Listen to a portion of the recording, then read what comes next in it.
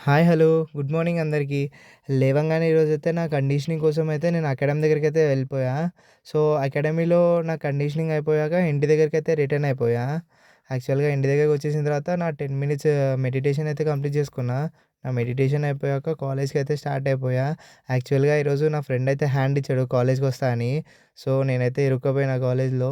ఎలానోలా college అయితే అయిపోయింది. So, అయిపోయాక మళ్ళీ ఇంటికైతే రిటర్న్ అయిపోయా. దారిలో అయితే పాప్‌కార్న్ అయితే తీసుకొని ఇంటి దగ్గరికైతే రీచ్ అయిపోయా.